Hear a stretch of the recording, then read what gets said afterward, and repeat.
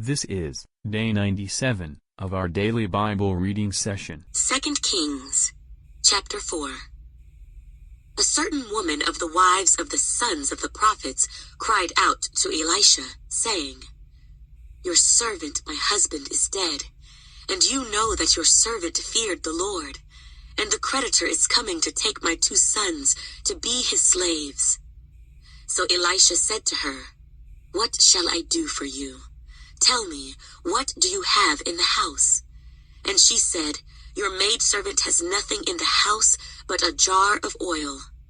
Then he said, "Go, borrow vessels from everywhere, from all your neighbors, empty vessels. Do not gather just a few. And when you have come in, you shall shut the door behind you and your sons. Then pour it into all those vessels, and set aside the full ones." So she went from him and shut the door behind her and her sons, who brought the vessels to her, and she poured it out. Now it came to pass, when the vessels were full, that she said to her son, "Bring me another vessel." And he said to her, "There is not another vessel." So the oil ceased. Then she came and told the man of God, and he said, "Go, sell the oil and pay your debt, and you and your sons live on the rest." Now it happened one day that Elisha went to Shunem, where there was a notable woman, and she persuaded him to eat some food. So it was, as often as he passed by, he would turn in there to eat some food. And she said to her husband, "Look now, I know that this is a holy man of God, who passes by us regularly. Please, let us make a small upper room on the wall, and let us put a bed for him there, and a table and a chair and a lampstand, so it will be, whenever he comes to us, he can turn in there." And it happened one day that he came there, and he turned into the upper room and lay down there. Then he said to Gehazi, his servant, "Call this Shunammite woman." When he had called her, she stood before him. And he said to him, "Say now to her, 'Look, you have been concerned for us with all this care. What can I do for you? Do you want me to speak on your behalf to the king or to the commander of the army?" She answered, "I dwell among my own people." So he said, "What then is to be done for her?" And Gehazi answered, "Actually, she has no son, and her husband is old." So he said, "Call her." When he had called her, she stood in the doorway. Then he said, "About this time next year, you shall embrace a son." And she said, "No, my lord, man of God, do not lie to your maidservant." But the woman conceived and bore a son when the appointed time had come, of which Elisha had told her. And the child grew. Now it happened one day that he went out to his father, to the reapers, and he said to his father, "My head, my head." So he said to a servant, "Carry him to his mother." When he had taken him and brought him to his mother, he sat on her knees till noon, and then died. And she went up and laid him on the bed of the man of God, shut the door upon him, and went out. Then she called to her husband and said, "Please send me one of the young men and one of the donkeys, that I may run to the man of God and come back." So he said, "Why are you going to him today? It is neither the new moon nor the Sabbath." And she said, "It is well." Then she saddled a donkey and said to her servant, "Drive and go forward. Do not slacken the pace for me unless I tell you." And so she departed and went to the man of God at Mount Carmel. So it was, when the man of God saw her afar off, that he said to his servant Gehazi, "Look, the Shunammite woman. Please run now to meet her, and say to her, 'Is it well with you? Is it well with your husband? Is it well with the child?' And she answered, 'It is well.' Now when she came to the man of God at the hill, she caught him by the feet, but Gehazi came near to push her away. But the man of God said, 'Let her alone, for her soul is in deep distress, and the Lord has hidden it from me, and has not told me." So she said, "Did I ask a son of my Lord? Did I not say, 'Do not deceive me'?" Then he said to Gehazi, "Get yourself ready, and take my staff in your hand, and be on your way. If you meet anyone, do not greet him, and if anyone greets you, do not answer him, but lay my staff on the face of the child." And the mother of the child said, "As the Lord lives, and as your soul lives, I will not leave you." So he arose and followed her. Now Gehazi went on ahead of them, and laid the staff on the face of the child, but there was neither voice nor hearing. Therefore he went back to meet him, and told him, saying, "The child has not awakened." When Elisha came into the house, there was the child, lying dead on his bed. He went in, therefore, shut the door behind the two of them, and prayed to the Lord. And he went up and lay on the child, and put his mouth on his mouth, his eyes on his eyes, and his hands on his hands. And he stretched himself out on the child, and the flesh of the child became warm. He returned, and walked back and forth in the house, and again went up and stretched himself out on him. Then the child sneezed 7 times, and the child opened his eyes. And he called Gehazi and said, "Call this Shunammite woman." So he called her, and when she came in to him, he said, "Pick up your son." So she went in, fell at his feet, and bowed to the ground. Then she picked up her son and went out. And Elisha returned to Gilgal, and there was a famine in the land. Now the sons of the prophets were sitting before him, and he said to his servant, "Put on the large pot, and boil stew for the sons of the prophets." So one went out into the field to gather herbs, and found a wild vine, and gathered from it a lapful of wild gourds, and came and sliced them into the pot of stew, though they did not know what they were. Then they served it to the men to eat. Now it happened, as they were eating the stew, that they cried out and said, "Man of God, there is death in the pot." And they could not eat it. So he said, "Then bring some flour." And he put it into the pot and said, "Serve it to the people, that they may eat." And there was nothing harmful in the pot. Then a man came from Baal-Shalisha, and brought the man of God bread of the first fruits, 20 loaves of barley bread, and newly ripened grain in his knapsack. And he said, "Give it to the people, that they may eat." But his servant said, "What? Shall I set this before 100 men? He said again, "Give it to the people, that they may eat.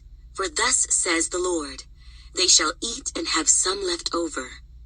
So he set it before them, and they ate and had some left over, according to the word of the Lord.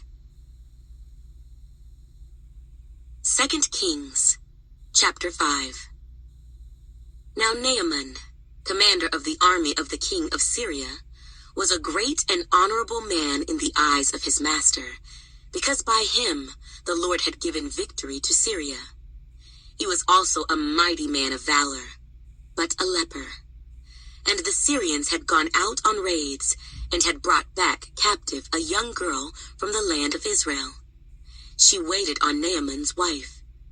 Then she said to her mistress, "If only my master were with the prophet who is in Samaria, for he would heal him of his leprosy."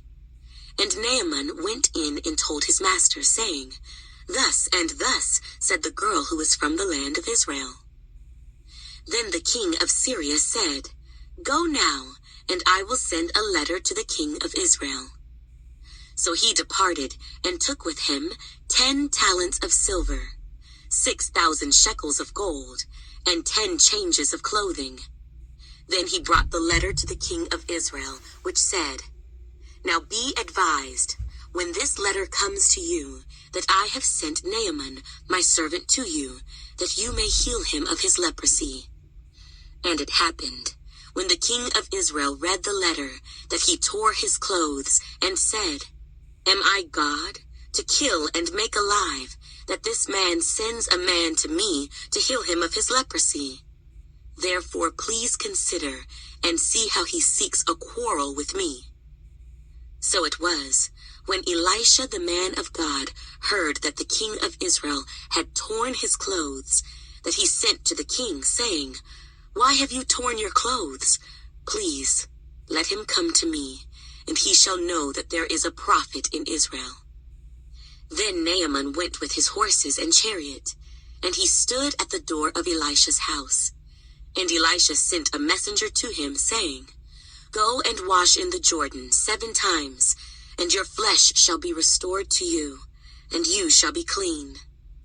But Naaman became furious, and went away and said, Indeed, I said to myself, he will surely come out to me, and stand and call on the name of the Lord his God, and wave his hand over the place, and heal the leprosy. Are not the Abana and the Pharpar, the rivers of Damascus, better than all the waters of Israel? Could I not wash in them and be clean? So he turned and went away in a rage. And his servants came near and spoke to him and said, My father, if the prophet had told you to do something great, would you not have done it? How much more then, when he says to you, Wash and be clean? So he went down and dipped 7 times in the Jordan, according to the saying of the man of God, and his flesh was restored like the flesh of a little child, and he was clean. And he returned to the man of God, he and all his aides, and came and stood before him, and he said, Indeed, now I know that there is no God in all the earth, except in Israel. Now therefore, please take a gift from your servant. But he said, As the Lord lives, before whom I stand, I will receive nothing. And he urged him to take it, but he refused. So Naaman said, Then if not, please let your servant be given 2 mule loads of earth, for your servant will no longer offer either burnt offering or sacrifice to other gods, but to the Lord. Yet in this thing may the Lord pardon your servant, when my master goes into the temple of Rimmon to worship there, and he leans on my hand, and I bow down in the temple of Rimmon. When I bow down in the temple of Rimmon, may the Lord please pardon your servant in this thing. Then he said to him, Go in peace. So he departed from him a short distance. But Gehazi, the servant of Elisha, the man of God, said, Look, my master has spared Naaman, this Syrian, while not receiving from his hands what he brought. But as the Lord lives, I will run after him, and take something from him.